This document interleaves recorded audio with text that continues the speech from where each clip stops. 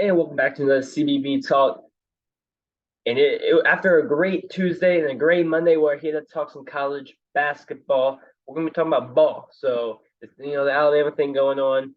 I'm not trying to get controversial out here or, say something I shouldn't say.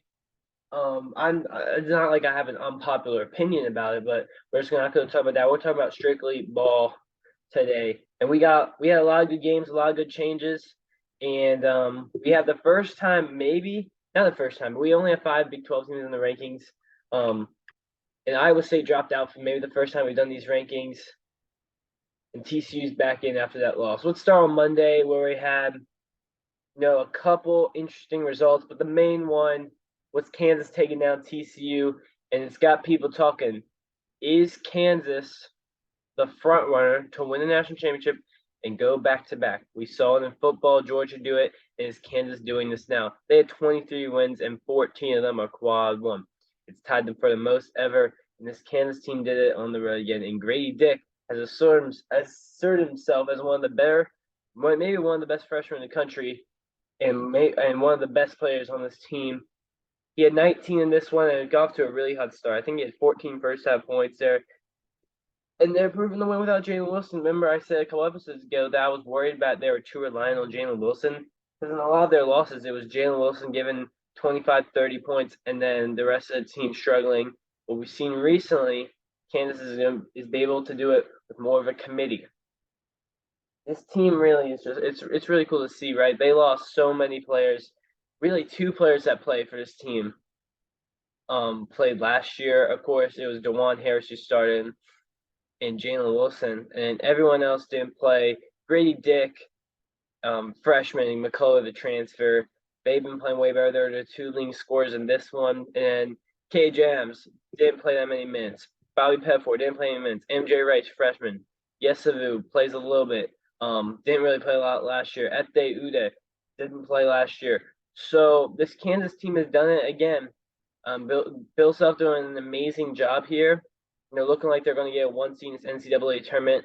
It's really tough because I think the top three teams are kind of separating themselves from the rest of the pack in Houston, Bama, and Kansas. I think they're the best three teams in the nation there. And then Purdue is, probably that fourth one seed right now. But I think they're on those three are on a different level.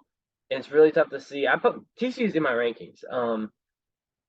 This is a tough game, right? Mike Miles didn't have his stuff going. He's still getting back into the action there, and no one else really stepped up. We had Jacoby Coles there on the bench with 12 points, played a good game, but Eddie Lampkin struggled and really just didn't get great production from anyone in that game. Miles led him in scoring with 13, but he was inefficient. TCU's still good. They're still trying to get back there. Kansas is a really tough team. Remember, TCU beat them at home. On the road, I mean, when they played first time. So, splitting with Kansas for TCU, that is not a bad thing. And TCU's 10 losses, but they play really good with Mike Miles. So TCU, not a terrible loss to have because a lot of other teams did take L's at home, especially on Tuesday. So let's go on to Tuesday because that was where really all the action started. Xavier lost to Villanova at home. Nova's going to try to play spoiler in this Big East tournament, right? They could go for this automatic qualifying bid. They could go out and run the table in the Big East tournament. It would take a lot. But we see Justin Moore. It's good to see him back. Had 25 in this one. This Nova team still has a lot of good players. They're not a tournament team. They got to run the table in the Big East tournament. And Xavier's not fully healthy. They need Zach Freeman back. He's a big part of that team. He averages 15 for them. So I didn't drop him too much. I still have him at 16th in my rankings because they're not fully healthy. It was kind of like I gave out TCU a lot of benefit of the doubt, and then once they lost 3 or 4 in a row, then I adjusted. Xavier's on a 2-game losing streak right now, but they can still get to that top, and hopefully they'll get Freeman back by the Big East tournament and see if they can, win that tournament and probably get maybe a 2 or 3 seed because another team in that conference asserted themselves as the number one team there. Baylor took an L to Kansas State there. This was a tough one. I think Baylor was actually favored in this one. I really like Baylor. I was really high on him, and they've taken their second straight loss there. It was the Keontae battle in this one, but Johnson took it over George there. Keontae Johnson, 25 points. He was struggling of recent and finally had that great game. 38 minutes playing that one, just amazing. From Keontae Johnson. Marquise Noel was not efficient, but he made 10 for 10 on free throws there. And Keontae George had a really good game, but struggling from Flagler, 1 for 13 from the field. That's going to hurt if you're Baylor when your probably best player, 1 for 13, shooting under 10%. Jonathan Tatra shows that he's back. Double-double in this one, and made a 3, taking Flo Thamba's minutes. Baylor's defense is what the struggle. Gave up 44 in the second half in this one, so it's got to be better there. And that's really the concern by Baylor. Their offense is good enough to compete with anyone, but if you can't get stops on the end, you're not going to win games. I dropped Baylor to number 11 and Kansas State up to 10. I was worried about Kansas State. I said this 2 episodes ago, I believe, that I was worried about Kansas State, and they proved me wrong. Getting back-to-back wins, 2 at home there. We'll see how they can do this weekend on the road. I'm assuming Miami keeps proving to me that I think they're the best team in the ACC. As a Virginia fan, by the way, we got a game today. Watch us beat Boston College by 4 points, most likely occurrence there. Miami's just proving that I think they're the best team in the ACC. I mean, you see what they do every single day. Just come out there and dominate their opponents, and they do it on the road in a tough environment, somewhere where Virginia couldn't win, somewhere where Duke couldn't win, somewhere where Pitt couldn't win, somewhere where UNC couldn't win, and Miami goes out there, gets a dub. They do it by not committee, but they have a lot of good players. You know, O'Meara was the guy doing in that one. Isaiah Wong's such a good player. Nigel Pack's such a good player. This team is really good. Jordan Miller can go out there and have a 20-piece if he needs to. Miami is really, really good. I got Miami at 14, but they honestly maybe deserve to be higher. Maybe I am underrating them. I said this early in the season, maybe one of the first couple episodes. I said Miami's the most underrated team in the country. Then they won a little losing streak. I think I actually dropped them out of my top 25. But damn, they're right back in there, and that statement still holds up. Maybe my first episode, and now this is 31. Episode 31 is Miami is still underrated, and they can make a Final Four run. I think they have the most potential of all the teams in the ACC. All right, so I had a call. Someone called me. So sorry for the quick intermission. But we had another great, interesting result. I'm just coming up with a lot of adjectives right there that describe this Tennessee and Texas A&M game. Texas A&M gets a ranked dub, and they are hot. Won 15 out of the last 17 games. They got off to a slow start. I believe they were 6-5, and now look at them sitting there at 20-7. 20-7, 21-7, whatever. Big game there. I moved them up to 21. My rankings moved Tennessee to 20. Tennessee just has really good wins, but I don't believe this Tennessee team's good. I think they're a team that's going to probably not make a Sweet 16. Their defense is good, but they got a lot of foul trouble in this one. Almost all their players ended up with 3 or 4 fouls. Literally, the whole starting lineup ended up with 3 fouls. With one people. God, I cannot speak. One person fouled out there, one with 4. And it was Wade Taylor did his thing there. Texas A&M has a lot of really good transfers. Radford, Marble from Mississippi State. I think Radford was from Virginia Tech. Wade Taylor's playing really good. Henry Coleman didn't play a lot of minutes in this one, but he's been good over this year. Texas A&M is a really good team, man. They've been playing good basketball, and maybe that speaks to SEC's having a little bit of a down year, that they're going to get the 2nd seed, assuming that Alabama will beat them in this last game, or Texas A&M loses 1 or 2 more. But they're most likely getting the 2nd seed in the SEC tournament, and I think getting the 2nd seed SEC tournament will clinch them in to making the tournament. Buzz Williams doing a great job here, getting Texas A&M to the spot where you always wanted them to be. This Tennessee's offense isn't good. I don't like the struggle. When Zakai Ziegler, 16 for 17, took that controversial shot to end the game. I didn't really like that. Try to get to Santiago Vescovi because he was the better player in this one. But he has a lot of confidence for a guy. He did make that deep one before, but he shot very inefficient. I believe he was 2 for 11 from 3.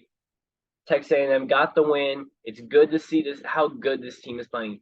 They're playing with some fire. They're playing with some heart there. And the Aggies right now, one of the hottest teams in the country, and they can make a Sweet 16 type run there. Alabama's proven that they're the best team in the SEC, and we do not know what's going to happen in Alabama with Brandon Miller, what his availability will be in these last couple of weeks, last 2 weeks of the regular season going into the SEC tournament, and then of course March Madness. But Texas A&M will be in the tournament come March, and this team is someone you don't really want to play in the future. Another team I would not want to play in the future is Marquette.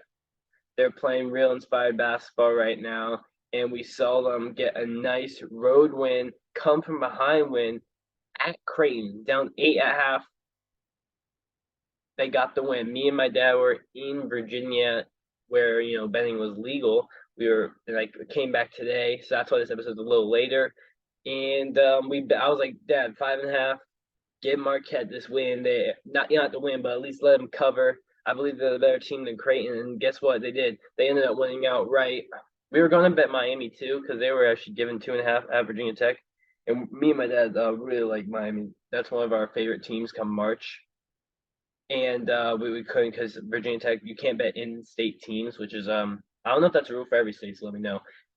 But Marquette got this win. This team is going to win the Big East regular season, and they're playing like a team that can make a Final Four. I got them ranked 8th, and many people were saying that I had them a little overrated because I had them in that. I think I had them at 6 at one point, and they've proven to me that was maybe the right ranking. I got them 8 now. They're playing really well. They just have a lot of guys they can go to, whether it's Cam Jones, Tyler Kulik, Prosper, Eduardo. They have a lot of guys that can get buckets, and they play really good offense, and they can lock up on D if they needed to.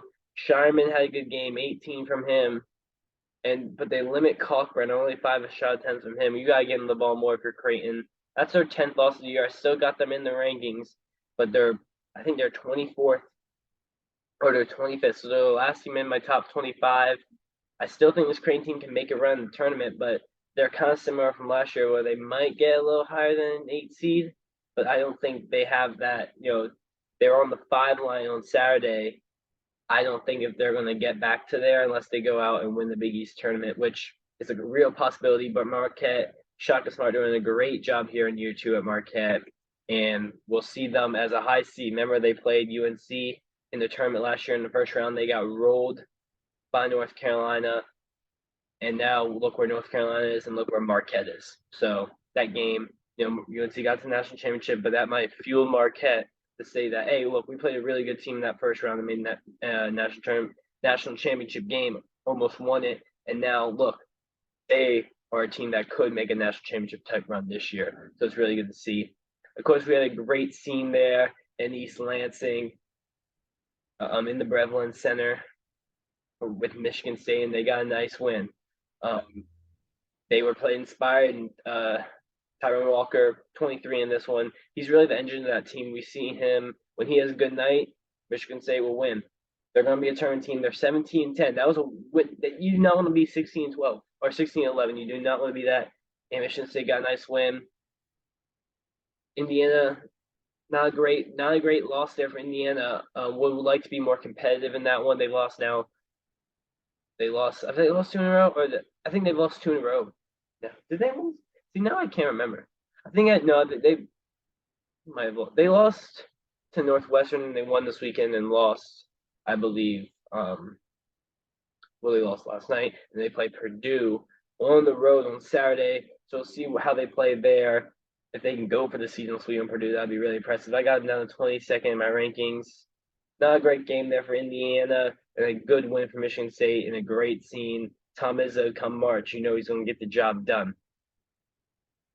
Texas, looking like a great bounce back performance by Texas after, barely beating Oklahoma. They get the job done against Iowa State. Iowa State, you're on my rankings. You're playing bad basketball right now, and their offenses cannot get it going.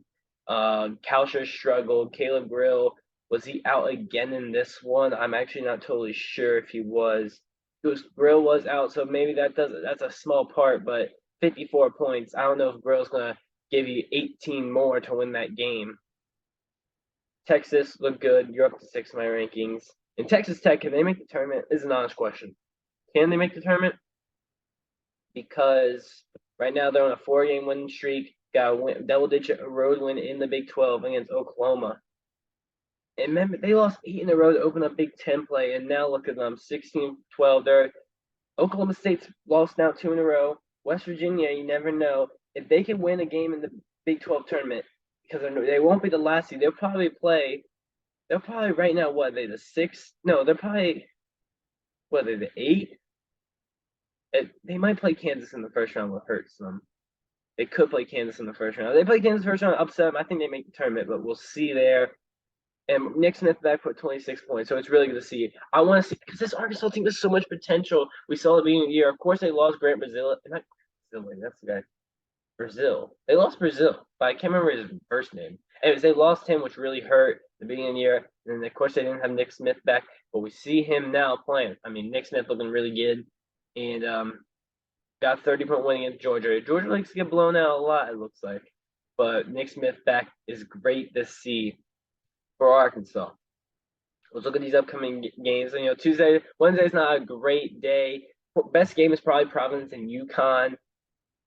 UConn's a big 7.5 is big for UConn. I got them UConn 18, Providence 19 in my rankings, and Providence is 20 and UConn's 18. So me and the AP are spot on UConn right now.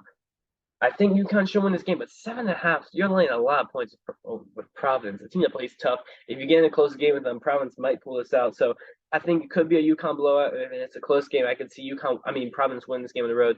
Bryce Hawkins playing really good recently. So is Croswell. Bynum's really good. Providence is coolly having a second straight great year there. Let's see if they can get a nice little road win, upset win. Would be really good for that Friars squad. Going down, Kentucky's got a road game. They're favored. Let's try to win this game, Kentucky. Put yourself firmly into the field. We already talked about that Virginia game. We'll see about Alabama, about the availability of Brandon Miller. I expect Jaden Bradley will play. He didn't seem like he did too much bad in that thing. I wasn't going to talk about it too much, but Alabama does play South Carolina, so we'll be on the alert and see if Brandon Miller will be active for this one. That will be an interesting storyline. And UNC goes on the road against Notre Dame, must-win game there for the Tar Heels. And Boise State hosting New Mexico at 10:30. That's a real good game. Boise State, you're just down by top 25. The Valley got a nice one yesterday, also in the Mountain West. And we'll look at Thursday games because I did not know it's on Thursday. So this could be a good slate. Could not be. It doesn't look like a great slate on Thursday, does it? Whew. Well, Michigan, Rutgers needs to win that. Northwestern just won the road at Illinois. That's actually an interesting one. Northwestern's playing really hot right now. Illinois got a nice one this weekend. See if they can get another one. UCLA goes on the road at Utah. Utah has some nice wins this year. UCLA, they're playing really good. They're actually ranked 4th in the poll. God, they're ranked above. Wait, Purdue is 5? Wow, they dropped Purdue to 5. I have Purdue 4 and UCLA 5. So that's the difference between one team and the AP Bowls mine. So that's actually a big difference. There might be a good Mountain West game actually on Friday, so I'll check it. Wait, I'll be back on Friday, so I'm even checking that. All right, thanks for watching the CBB Talk. If you want to hear my thoughts about Brandon Miller, I can do a thing on that, but I kind of want more stuff to come out. If he doesn't play, that'll be more of an interesting storyline on Friday. So, yes, thanks for watching this episode. Peace out, college basketball lovers.